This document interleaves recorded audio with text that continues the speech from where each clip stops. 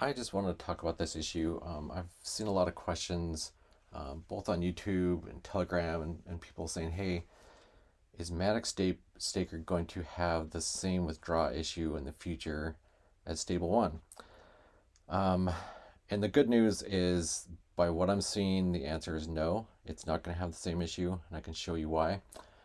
Um, it really comes down to how the mechanisms were built for withdrawing and reinvesting. Um, Basically, there's a loop in Stable 1 that I described in the last video that talked about, that showed the code where thing was looping and creating all these transactions. First, I want to talk about the transactions at the bottom of Stable 1. I just did a withdraw, and it took these two and doubled it, so it created two more. But that's not all that it did.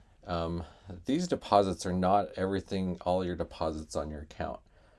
It's interesting because Stable 1 a little while ago, they changed this and what would show in this table, which I felt was kind of misleading because they used to have this out to like 3 to 4 decimal points. And because it was spawning all these transactions, it would show them down here. And you'd have just tons of them. And some of them would be zero because, they'd be, 3 to 4 decimal points, but you'll see in these transactions how they can get, smaller than that, but they're still counted as deposits on your account. So I kind of looked in their page source here and I saw what they were doing, and they put this thing in here, if final investment is less than, 0.05, or if it's greater than or equal to 0.05, it will actually create that row. So everything's smaller, they're just not included in this table. It doesn't mean it doesn't exist. It's still on the blockchain. It's still being tracked. It's still part of your deposits. They're just not showing you on the front end, which is kind of interesting. I think a little bit misleading. So yeah, that's the source of that, and that's these deposits. The problem is when you withdraw, it creates a lot of transactions on the blockchain. When you have a new account, it's not going to create many, and as time goes on and you withdraw each time, it's going to keep running that reinvestment thing. I've talked about it in previous videos, where it just doubles your transactions every time, and pretty soon it gets pretty uncontrollable. As you can see here, I just created. We can actually just look at my wallet here. We can see I just did 2 withdrawals today. And this one is Stable 1's withdraw. Let's go ahead and look at that on the Block Explorer. I mean, look at this withdraw. Everybody says, well, it's all about deposits. Well, deposits are you're moving Matic from one place to another. They're basically depositing Matic into your wallet. So, I mean, if you look at all these tiny deposits that happen, this was a single withdraw. It spawned all of these transactions on the blockchain, and it cost 0.275 Matic, which is insane. All I pulled out was about 1 Matic. It was just a tiny account. It's been sitting there for a while. So that's what happened on Stable 1. Now, let's look at a withdrawal we did on MaticStaker. We'll view that on the Block Explorer. It created 1. If we look at the internal transactions, it created 1 transaction. And that was 0.0015, 0.0016 Matic to move over. I mean, less than a penny. And yeah, it's just insane that they would, what they're doing is, what Stable 1 does, it gives you, you've got a total up here of what's withdrawable.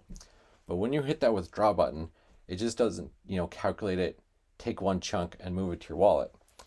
It goes through all the transactions of these ones down here and all the ones that are less than, 0.05, and you get 7% of each one of those and each one of those are a separate transaction to your wallet. So you're not getting 7% of the cumulative total of this. You're getting 7% of 0.24, and that's a transaction. And you get 7% of 0.16, that's another transaction, and 0.5 and 0.9. So those are all moved over individually, which creates that just list of transactions to the point where, you get too many of these and it just runs out of gas. Polygon can't handle that. It wasn't designed to handle that. This is not Polygon's fault. This was just a bad loop in stable 1 that's kind of major. So to answer that, we can look at this and we can see that it's, one transaction. And let's do it on the same account again. I mean, it's going to be a tiny withdraw. But let's see what it spawns. Let's confirm that.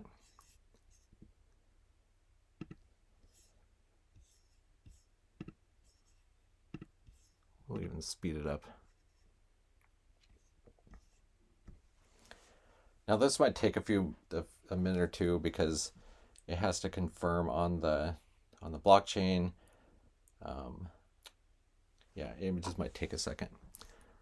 So that's done. Let's see if it's not even on the Block Explorer yet. Yeah, here it is. So yeah, it did one more. Just one single transfer from one to the other, just like the previous one. And that's on the same account. If this was on stable 1, it would have been like 3 or 4 of these because it was my second withdrawal of that account. So yeah, it's not going to happen on Matic Staker. It's much more stable. It's pretty basic. You just make the whatever you have staked, it does that as one transaction, not a bunch. Yeah. So yeah, thanks guys for watching. If you've got any questions, leave them down in the comments. Go ahead and subscribe. I'll leave a link if you guys want to jump into MaticStaker. Go ahead and feel free to use my link there. And we'll catch you in the next one.